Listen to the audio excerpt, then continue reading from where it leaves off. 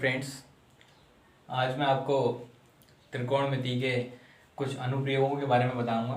त्रिकोणमिति के अंतर्गत एक चैप्टर होता है जिसको हम त्रिकोणमिति के कुछ अनुप्रयोग एवं हाइट एंड डिस्टेंस या फिर हम कह सकते हैं ऊंचाई एवं दूरी के नाम से जानते हैं, जो कि काफ़ी महत्वपूर्ण होता है।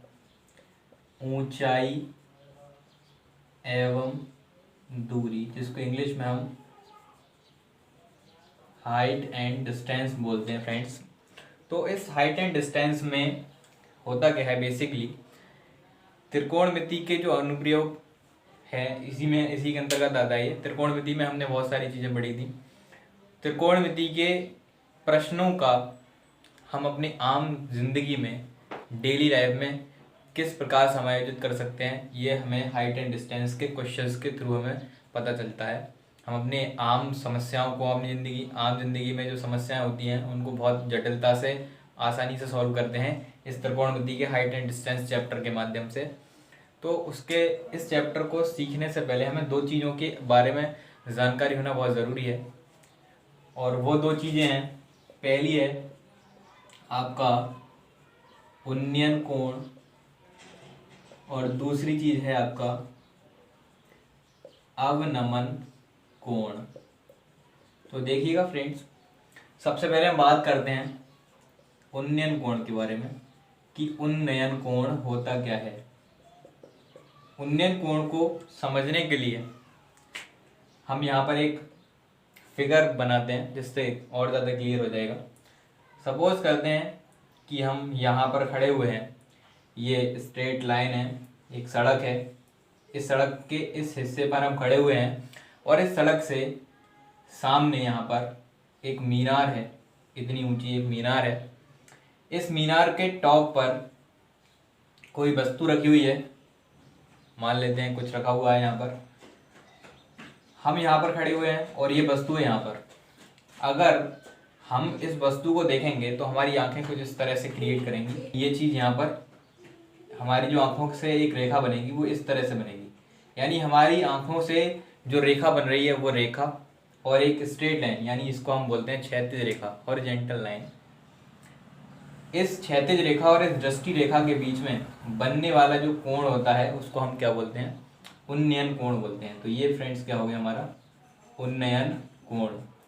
तो इसको ध्यान कैसे रखेंगे कि हमारी दृष्टि रेखा और क्षैतिज रेखा के बीच में बनने वाला जो कोण होता है वो उन्नयन कोण कहलाता है। और इसको याद रखने का एक तरीका ये है कि ये हमेशा नीचे से ऊपर की ओर बनता है। कहाँ से बनता है? नीचे से ऊपर की ओर बनता है। ठीक है। अब उन्नयन कोण में कुछ वो होते हैं, इसमें फैक्टर्स होते हैं, इसके कुछ की पॉइंट होते हैं जिनको हमें जानना बेहद आवश्यक है।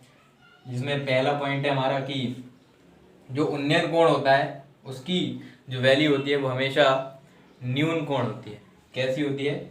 न्यून कोण। न्यून कोण का मतलब आपका हो गया हमेशा 90 डिग्री से कम होगी, 90 डिग्री से कम होगी, यानी लेस देन 90 डिग्री होगी, 90 से कम।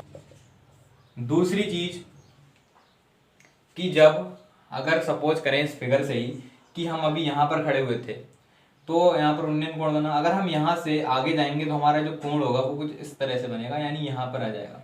तो अगर हम आगे की ओर बढ़ेंगे तो उन्नयन कोण का मान बढ़ता है, और अगर हम पीछे की ओर घटेंगे तो हमारा उन्नयन कोण कुछ इस तरह से हो जाएगा, तो इसकी जो वैल्यू होगी वो कम हो जाएगी। यानी हम अगर आगे की तरफ जाएंगे उस वस्तु की तरफ, यानी इस वस्तु की तरफ अगर हम जाएंगे आगे की ओर तो हमारा जो उन्नयन कोण होगा उसका मान बढ़ेगा, और अगर हम वस्तु से दूर हटेंगे तो हमारा उन्नयन कोण का मान कम होगा।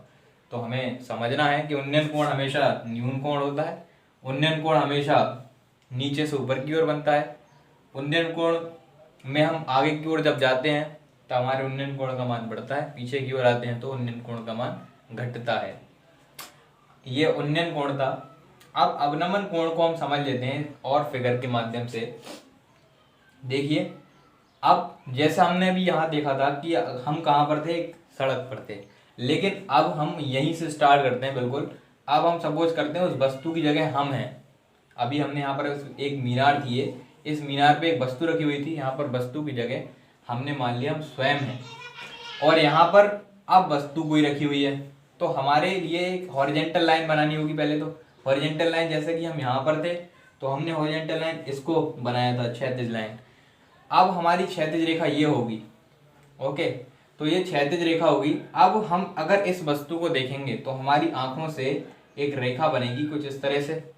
हमने पिछले वाले जो उन्नयन कोण में पढ़ा, हमने पढ़ा कि दृष्टि रेखा यानी ये वाली हमारे आंख से जो बनी और क्षैतिज रेखा के बीच में जो एंगल बना वो उन्नयन कोण था। वही चीज यहाँ पर क्षैतिज रेखा यानी हमारे आंखों से मतलब सामने की ओर जो चीज है बिल्कुल उसको क्षैतिज बोलेंगे। और हम यहाँ पर ऊपर खड़े हुए ना, तो ऊपर से मतलब जो है क्षैतिज रेखा सीधी सामने होगी। इसी तरह से नीचे की साइड में जो हमारा वो बन रहा है ये क्या है, वस्तु है। तो हम देख इधर रहे हैं तो हमारी दृष्टि रेखा ये है। तो दृष्टि रेखा और क्षैतिज रेखा के बीच में जो एंगल बन रहा है उसको हम क्या बोलेंगे, अवनमन कोण बोलेंगे। तो ये अवनमन कोण हो गया आपका और ये आपका उन्नयन कोण। तो ये दोनों एक दूसरे से विपरीतार्थक होते हैं। इसमें भी वही चीज हमें ध्यान रखनी होगी। जैसे पहली बात ये कि ये न्यून कोण होता है, दूसरा ये न्यून कोण होता है और इसमें मतलब वही चीज है ये, हाँ, ऊपर से नीचे की ओर बनता है। इसमें हमने देखा उन्नयन कोण में कि ये नीचे से ऊपर की ओर बन रहा था, लेकिन ये ऊपर से नीचे की ओर बनता है। ओके फ्रेंड्स, एक और जानकारी आप लोगों को होनी चाहिए इस चैप्टर में। जैसे अभी हम बात करते हैं, ये हमारा उन्नयन कोण था और ये हमारा अवनमन कोण था, ठीक है। ये उन्नयन कोण और ये अवनमन कोण। एक चैप्टर होता है मैथ का त्रिभुज, उसमें हम पढ़ते हैं कि किन्हीं दो समांतर रेखाओं के बीच में अगर एक लाइन इस तरह से खींची हुई हो तो उनके बीच में जो एंगल्स होते हैं ये वाले और ये वाले वो हमेशा बराबर होते हैं, जिनको हम एकांतर कोण बोलते हैं। कौन से कोण बोलते हैं, एकांतर कोण बोलते हैं। यानी जितनी इस कोण की वैल्यू होगी उतनी ही इस वाले एंगल की वैल्यू होगी।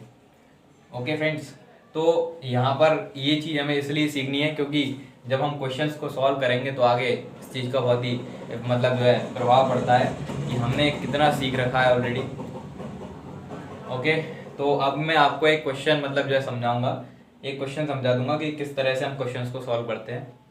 तो देखिएगा, मैं बताऊंगा आपको कि सपोज करते हैं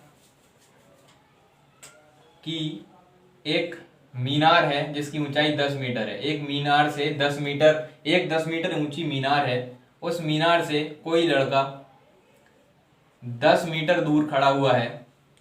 तो मीनार के शिखर से, शिखर का मतलब टॉप हो गया, टॉप पॉइंट उसका, मीनार के शिखर से यानी ये वाला बिंदु, मीनार के शिखर से उस लड़के के आंख द्वारा बनाए गए उन्नयन कोण का मान ज्ञात कीजिए। तो हम उन्नयन कोण ये निकालेंगे इसमें थीटा। तो थीटा किस तरह से निकालेंगे, उसमें आप देखिए, सपोज करेंगे जो हमारा एंगल ये वाला पूछा जा रहा है, इसके सामने वाली जो रेखा हो गई, सॉरी वो लंब हो गई और ये आपका आधार हो गया। अब हम चेक करेंगे, त्रिकोणमिति में हमने पढ़ा था कि किस त्रिकोणमितीय अनुपात में हम लंब और आधार के बारे में चर्चा करते हैं। तो हम सीखते हैं, हमने सीखा था लाल बटे कक्का। इसमें हमने देखा लंब और आधार। तो लंब और आधार यहाँ पर यानी tan थीटा और cot थीटा, इन दोनों त्रिकोणमितीय अनुपातों के माध्यम से हम इस क्वेश्चन को सॉल्व कर सकते हैं, क्योंकि लंब बटा आधार यानी लंब और आधार में रिलेशनशिप सिर्फ tan और cot बताते हैं। तो tan थीटा या cot थीटा का उपयोग करके हम इस क्वेश्चन को सॉल्व कर सकते हैं। और हम किस प्रकार करेंगे, बहुत ही बेसिकली बहुत ही सरल माध्यम में मैंने आपको बता दिया डायरेक्टली इस क्वेश्चन को, वैसे काफ़ी लंबे तरह से भी कर सकते हैं। अब देखेंगे हम यहाँ पर लेंगे tan theta is equal to, हम जानते हैं लंब बटा आधार होता है।